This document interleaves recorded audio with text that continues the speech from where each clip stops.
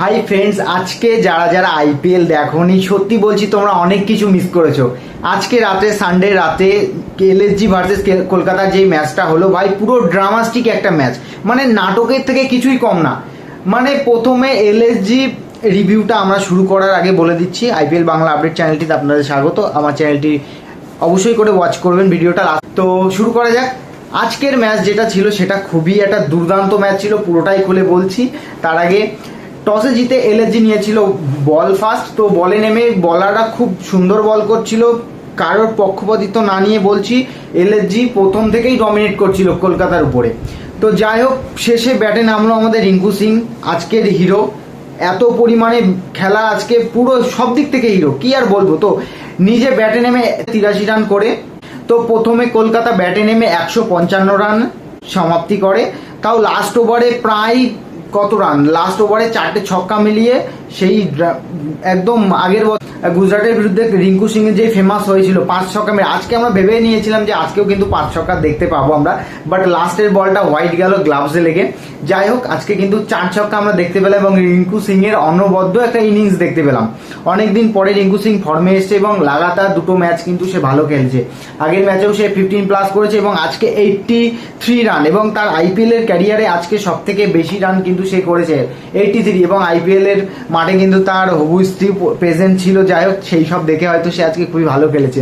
আজকে কথাই হবে শুধু রিঙ্কু সিং নিয়ে, কারণ একটা প্লেয়ার যে সব দিক থেকে এগিয়ে, তার ফিল্ডিং দেখো, তার ব্যাটিং দেখো, তার কোনো হাত দিয়ে ক্যাচ মিস হয় না।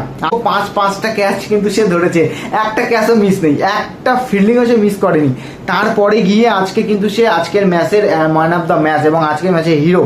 তো যাই হোক, পরে গিয়ে যখন এলএসজি ব্যাটে নামলো, শুরু করা যাক। এলএসজি ব্যাটে নেমে কিন্তু প্রথম থেকেই তারা পিছিয়ে পিছিয়ে খেলছিল, রানের রেট কিন্তু বেড়েই যাচ্ছিল তাদের, কিন্তু তারা মারতে পারছিল না। একের প্রথম তারা ধরে খেলছিল। ঋষভ পান্ত ক্যাপ্টেন, সে কিন্তু ভালো খেলেছে আজকে 42 রান করেও, তবুও কিন্তু তার ম্যাচের বাকি টিম মেম্বার যদি না খেলে সে একা ক্যাপ্টেন হয়ে আর কি করবে। তো যাই হোক, তারা কিন্তু ব্যাটে নেমে লাস্ট ওভারে কিন্তু সেই ড্রামাস্টিক শুরু হয়ে গেছে আবার। মানে কি বলবো, প্রথমে রিঙ্কু সিং এর লাস্ট ওভারের যেই ড্রামাটা আমরা দেখে শেষ করতে পারলাম।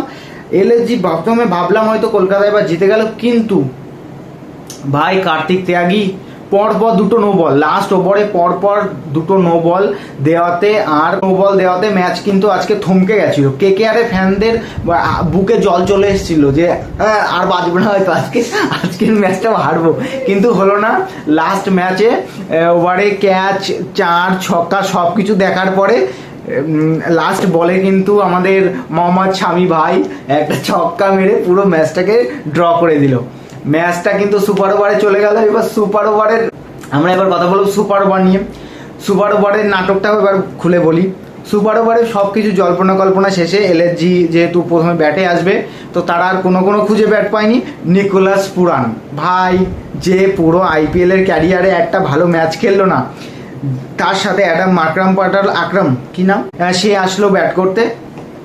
তো যাই হোক, অ্যাডাম মাকরাম তো আগে ব্যাট করা উচিত না ভাই, নিকোলাস পুরান হয়তো সে বলেছে আমি ভাই আজকে খেলবো, বাট তাকে আমাদের মানে আইপিএল এ কেকেআর এর যে টিমের যে মেম্বাররা তারা ডিসাইড করলো যে আমাদের সব থেকে দামি বোলার যে হচ্ছে সুনীল নারিন, তার আগে রেকর্ড এখন রেকর্ড কোনোদিন সে চেঞ্জ হবে না। আর সে কিন্তু আইপিএল এ আজকে 200 উইকেট কমপ্লিট করলো, 201 উইকেট। আজকের আইপিএল এর লাস্ট আপডেট অনুযায়ী সুনীল নারিনের আইপিএল ক্যারিয়ারে এবং টি20 ক্যারিয়ারে তার 200 উইকেট কমপ্লিট হয়ে গেছে, 201টা উইকেট। তো প্রথম সুপার ওভারের ফার্স্ট বলেই কিন্তু সে উইকেট নিয়ে নিল। সুনীল নারায়ণ কিন্তু প্রথম ওভারে নিকোলাস পুরানের উইকেটটা নিয়ে নিল, এবং পরের বলটা ছিল 1 রান, যেটা ঋষভ পান্ত নেমেছিল। ঋষভ পান্ত নেওয়ার পরে আকরাম পরের বলেই আবার ক্যাচ, মানে 1 রানে পুরো সুপার ওভার শেষ। 1 রানে সুপার ওভার শেষ হয়ে যাওয়ার পরে আবার ব্যাটে নামলো আমাদের রিঙ্কু ভাইয়া ব্যাটে নেমেই প্রথম বলে 4, লে ভাইয়া। আর আমরা পরপর দুটো ম্যাচ জিতে গেলাম, আমরা খুবই খুশি কেকেআর ফ্যান হিসাবে। এবং তোমাদের কেমন লাগলো আজকের খেলাটা? কেকেআর এর ম্যাচ দেখে কেকেআর 5টা ম্যাচ হারার পরেও এই লাস্ট আজকের যে ম্যাচটা হলো সেটা পুরো উসুল করে দিয়েছে ভাই, কোনো দরকার নেই তোমাদের জেতার। বাট আজকের যে খেলাটা হলো কেকেআর এর ফ্যান হিসেবে খুবই খুশি, আমরা খুবই খুশি, যে আনন্দ বোধ করছি আজকে খেলাটা দেখে। তোমাদের কেমন লেগেছে? আইপিএল বাংলা আপডেট চ্যানেলটি আপনার পাশে থাকবেন এবং আমার ভিডিওগুলো আসলে একটু দেখার চেষ্টা করবেন।